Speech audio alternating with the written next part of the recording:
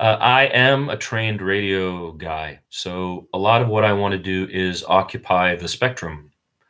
The spectrum is a real thing. If you've done live radio or you've done live television, you know what I'm talking about. There's the moment before the light goes on, and now the light goes on, and now the spectrum is on. We're all handling the spectrum here. The spectrum cannot be dropped. You cannot let it step. It can't be dead air. You ready for you, Tom? Yes, Tom is ready. Oh, Tom's not ready. Hey, sorry about that, folks. There's a constant, almost a carnival barker is what comes to mind. A person who doesn't let dead air take the viewer away. A person who, or a team of people who maintain the entertainment of the air, right? The spectrum. The spectrum became the term for it when they wanted to govern it. And this is part of the struggle of pirate radio. I was a big part, well, no, I was not a big part of it, but I was a part of the big movement for pirate radio in the United States of America most of my life, until it became immaterial because of the net and the changing rules and the fight moving to net neutrality and FCC, hands off, trying to get the hands of the FCC off of internet-based production. But the beauty of pirate radio was and remains to me the idea that I can have some thoughts and beliefs and ideas. I can build a transmitter. I can stick an antenna up and run a wire from the antenna to my transmitter, and I can broadcast them, and anybody nearby or within the listening radius can listen to them, and that's my right. I own the air. That idea that everybody owns the air, that everybody who can broadcast and can be picked up should be allowed to broadcast and pick up what they want. If a person tries to implement censorship of that, we get into the very complicated issues of privacy, censorship, and communication that I think doing something like this is meant to combat. If a live stream can be held and I can conduct myself the way I would on the FCC, and I'm not violating any copyright laws or intellectual property laws, then I should be able to say whatever I want. Anybody who comes here should be able to say whatever they want, and the discussion should be able to be built out of entertaining any thoughts or ideas. And then even if I cannot, I know the FCC rules. So I feel like I can make a show for an hour right now that you can put up anywhere, or 2 hours or 3 hours, even maybe. I don't know. 3 hours is a long time. But I think I could produce a show and do that.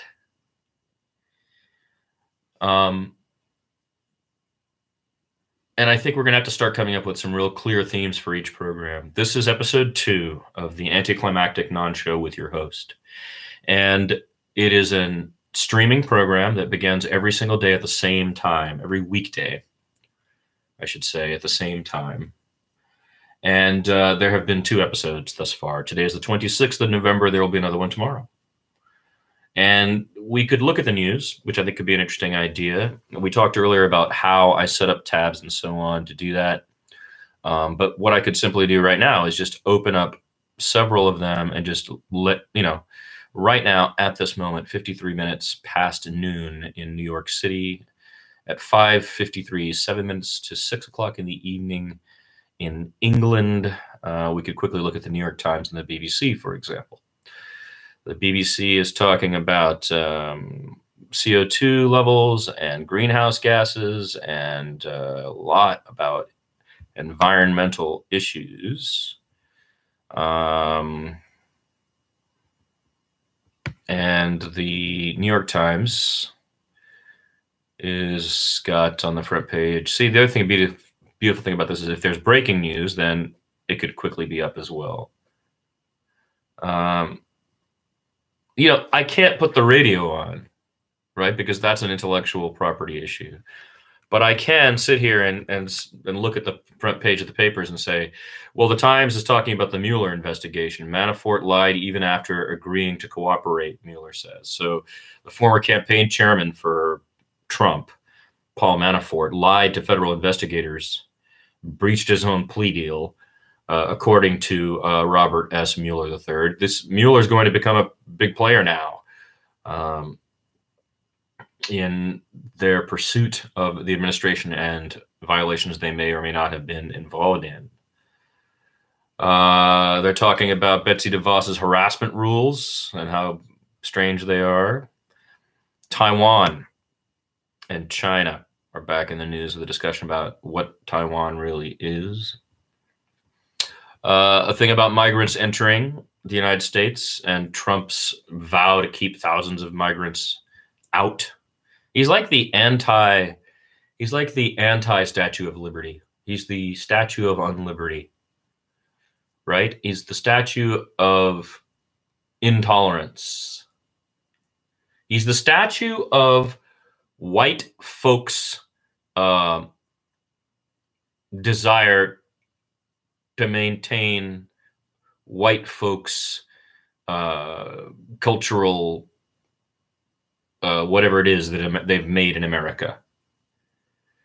He is clearly, it's a race-based, like, for example, if you're from Poland, you're getting in, man. Woo, like that.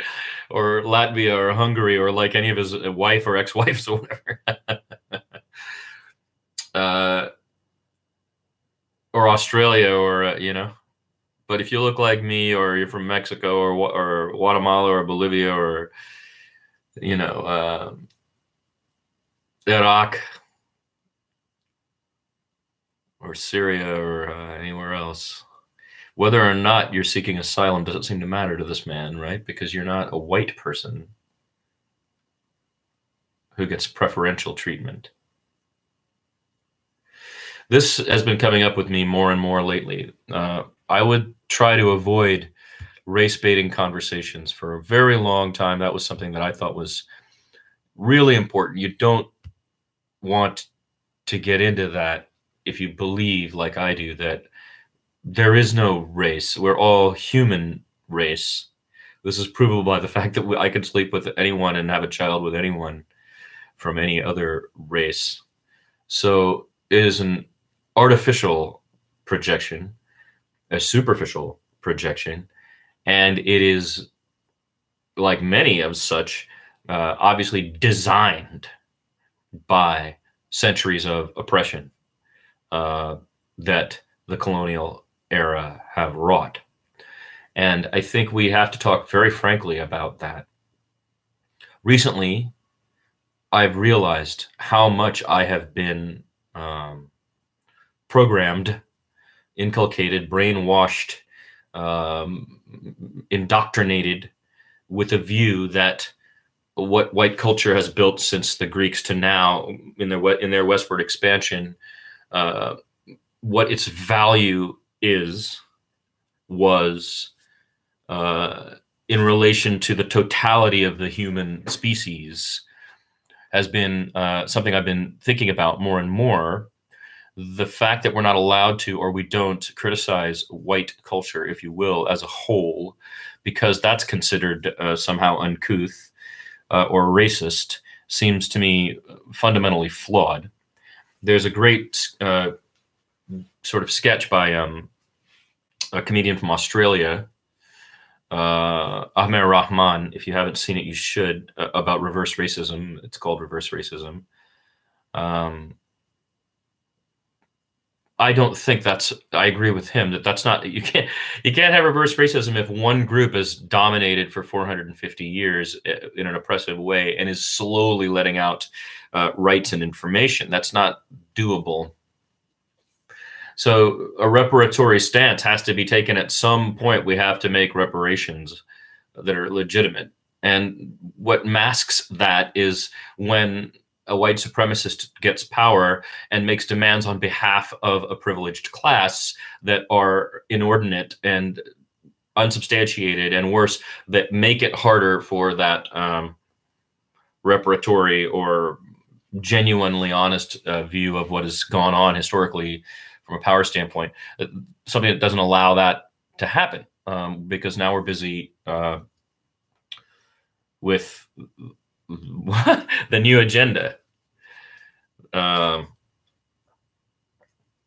so I've been having this discussion with a close friend of mine who is a professor